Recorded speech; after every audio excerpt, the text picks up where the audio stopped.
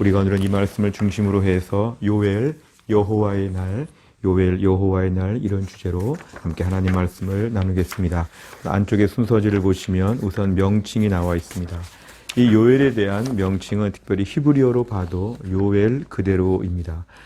영어로 볼 때도 조월 이렇게 되어 있고 우리말로 볼 때도 사람 이름 그대로 요엘 이렇게 되어 있습니다. 이 요엘이라고 하는 그 뜻은 히브리어로 볼 때 여호와는 하나님이시다. 여호와는 하나님이시다. 이렇게 되어 있습니다. 이 오늘 요엘은 특별히 자신에 대한 정보를 많이 언급하지 않고 특별히 그는 부드웰의 아들이다. 이거밖에는 언급하지 않고 있기 때문에 그에 대해 자세히 알 수는 없지만 특별히 그는 아모스서에서 요엘의 말씀이 인용되고 있다는 것을 근거로 학자들은 대략 주전 한 9세기경으로 추측하고 있습니다. 특별히 이때는 남유다 역사에서 요아스가 제사장 여호야다의 보호 속에서 7살의 왕위에 오른 이후에 제사장 여호야다가 죽은 이후 그 남유다의 상황을 배경으로 하고 있다고 이렇게 말하고 있습니다. 구절을 보시면 두 부분으로 나눌 수가 있습니다. 1장 1절부터 2장 17절까지는 전반부로서 이스라엘에 대한 심판이 나와 있고 또한 2장 18절부터 마지막 3장 21절까지는 이스라엘의 구원에 대한 메시지가 나와 있습니다. 소선지서를 지금 다루고 있는데요. 선지서들의 대부분의 내용이 구조가 이렇습니다. 앞부분에는 심판이고 뒷부분에는 하나님의 용서와 구원과 믿음의 새날이 올 것에 대한 약속들, 대략 이렇게 두 가지 내용이 되어 있는데 오늘 요엘도 이 두 가지 내용이 나와 있습니다. 우선 앞부분을 보시면 이스라엘에 대한 심판입니다. 특별히 요엘의 유명한 것은 메뚜기 재앙이 등장하고 있습니다. 이 메뚜기 재앙이 특별히 농사를 짓는 사람들에게 있어서는 너무 치명적인 재앙이기 때문에 이 메뚜기 재앙과 가뭄과 기근 이런 것들은 이스라엘의 심판이 얼마나 무서운가를 우리에게 보여줍니다. 그러면서 이 무서운 심판 속에서 어서 하나님께 회개하고 나오라는 것, 이게 바로 요엘서의 앞부분의 매우 중요한 메시지입니다. 하지만 뒷부분을 보시면 하나님이 구해 주신다는 것인데요. 이 여호와의 날이 오늘 특별히 요엘에서 매우 중요한 단어입니다. 여호와의 날. 이 여호와의 날이 한편으로 볼 때는 심판의 날이 되어서 이방 민족들을 향해서는 하나님의 무서운 무자비한 심판이 있을 것을 말씀하시지만 이스라엘을 향해서는 이 여호와의 날이 심판의 날이 되면서 동시에 구원의 날이 된다. 온전한 회복의 날이 된다. 그런 뜻입니다. 그러니까 여호와의 날이 올 것을 지금 경고하고 있는 이 대목에서 이스라엘은 앞으로 큰일 났다. 이렇게만 생각할 것이 아니라 여호와의 날이 오기 전에 우리가 어서 온전한 모습으로 회복하고 하나님을 맞이하자. 이렇게 오늘 촉구하는 것이 요엘서의 중요한 메시지입니다. 정리하면 요엘은 여호와의 날을 매우 강조하는데 이 여호와의 날에 하나님의 심판을 생각하면서 신실하고 온전한 모습으로 하나님께 돌아와야 된다. 이것을 오늘 강조하고 있습니다. 오른쪽에 보시면 주제입니다. 첫 번째, 여호와의 날을 앞두고 회개해야 한다 그랬습니다. 여호와의 날을 앞두고 회개해야 한다. 이 여호와의 날은 하나님의 무서운 심판의 날이라는 뜻도 있지만 무엇보다 이스라엘 백성들을 향해서는 회개에 대한 촉구입니다.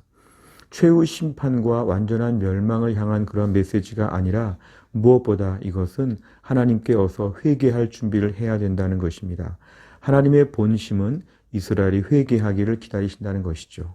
앞에서 언급한 것대로 메뚜기 재앙이 내려질 때에 이 무서운 메뚜기 재앙을 통해서 얼마나 참혹한 모습이 벌어질지에 대한 이런 메시지를 반복할 때에 어서 그날이 오기 전에 회개하고 온전한 모습으로 하나님 앞에 나와야 된다. 이 모든 재앙과 어려운 일들은 하나님이 주관하시는 것이기 때문에 이 큰 어려움 속에서 하나님께 나와야지만 살 수 있다. 회개하라. 이것이 첫 번째 주제입니다. 두 번째를 보면 회개하는 자들에게는 회복을 주신다 그랬습니다. 하나님의 백성들을 향해서는 항상 징계라는 표현을 쓰시면서 하나님은 회개하고 돌아오기를 바라십니다. 하나님의 백성들을 향해서는 완전한 멸망이라기보다는 일정한 징계를 통해서 어서 주 앞에 나오라는 것입니다. 그래서 하나님은 오늘 회개하는 자들에게 회복의 날을 주신다고 하면서 특별히 신약 성경에 베드로를 통해서 인용이 된 오순절 사건을 특별히 요엘 예언의 성취라고 우리는 볼 수 있습니다. 마지막 날에 성령의 충만함과 능력과 역사가 있을 것을 말하면서 정말 성령의 역사를 통해서 놀라운 역사가 올 때에 그 날을 기대하면서 어서 하나님 앞에서 회개하라는 것입니다. 진정한 회복, 육적인 회복과 함께 영적인 회복과 풍성함, 오순절 성령 강림의 놀라운 사건들, 이게 바로 하나님 백성들에게 부어주시는 놀라운 복이 될 것입니다. 그러니까 하나님의 이러한 풍성한 회복의 은혜를 생각해 볼 때에 오히려 그날을 바라보면서 더 온전한 모습으로 속히 하나님께 나와 회개하라는 메시지가 강조되어지고 있습니다. 결국은 하나님의 회복, 성령의 충만함으로 하나님이 얼마나 풍성하게 채워주실지 오히려 그날에 대한 큰 기대감을 갖게 하는 메시지입니다. 세 번째를 보면 열방을 향해 심판하신다 그랬습니다. 주의 날, 여호와의 날, 이러한 날들을 통해서 이스라엘 백성들에게는 이것이 회복의 날이 될 것이고 오히려 영적 대반전의 축복의 날이 될 것을 말하지만 열방을 향해서 하나님 믿지 않는 민족들, 하나님을 대적한 자들을 향해서는 무시무시한 심판의 때가 온다는 것을 오늘 강조하고 있습니다.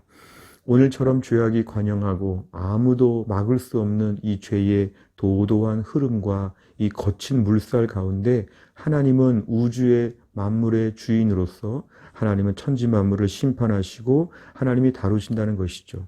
가나안 족속들을 향해서 심판하시는 것처럼 하나님은 열방을 향해서 여호와의 날이 올 때에 하나님의 분명한 징계와 하나님의 심판의 날이 온다는 것을 강조하십니다.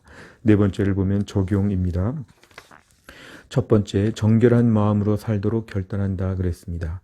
오늘도 특별히 하나님께서는 이 요엘서의 메시지를 통해서 우리 죄에 대해서 하나님 파악하시고 판단하시고 책망하시고 징계하시는 분, 여호와의 날에 대한 메시지를 통해 알 수 있는 것은 우리도 오늘 일정한 고난과 어려움, 우리 인생에도 메뚜기 재앙 같은 힘든 일이 올 때마다 그 일을 통해서 더 정결하게 살도록 결심하는 것이 필요합니다.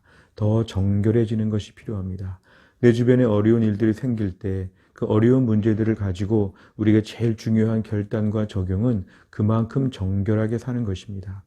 왜 이런 일이 생겼을까에 대해서 너무 사변적인 이야기를 할 것이 아니라 이렇게 어려운 현실 가운데서 내가 더 정결하고 더 깨끗하고 온전한 모습으로 하나님 앞에 서겠습니다. 이러한 결단을 하는 것이 매우 중요합니다. 두 번째는 성령의 역사를 사모해야 한다 그랬습니다.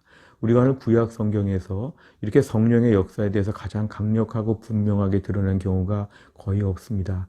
이 요엘서의 말씀은 어찌 보면 성령의 일하심, 하나님 부어주시는 충만한 역사, 우리 자녀들이 장래일을 말하고 늙은이가 꿈을 꾸며 젊은이가 이상을 보고 남종과 여종에게 주의 영을 부어주신다고 하는 이 성령의 충만한 역사, 이것이 오순절 성령 강림 사건을 통해서 우리에게 성취되었다고 하면 우리가 오늘도 사모해야 됩니다. 오늘도 이 땅 가운데서 성별과 세대와 계층과 국적과 모든 경계를 뛰어넘는 성령의 충만한 역사를 우리가 사모해야 됩니다.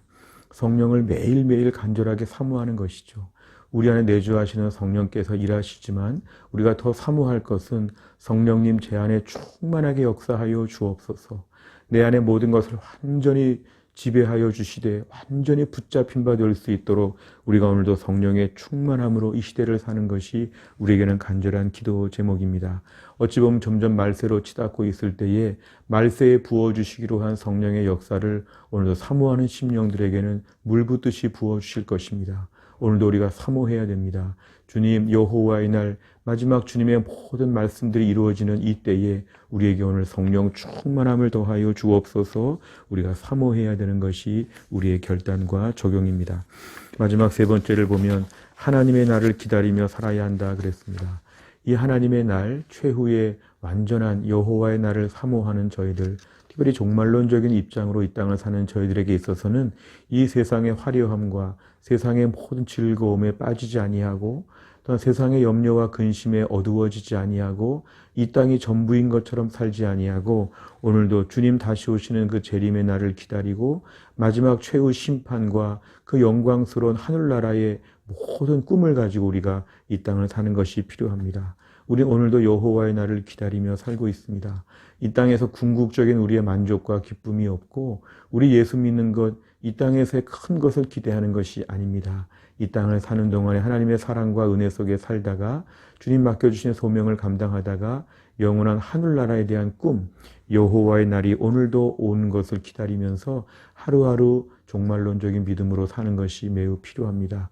세상에 현혹되지 아니하고 너무 세상에 중독되지 아니하고 오늘도 여호와의 날을 바라보면서 주님 오실 날 아멘 주 예수여 어서 오시옵소서, 우리가 주님을 맞이하는 믿음의 사람으로 이런 날들을 살아가는 것이 필요합니다.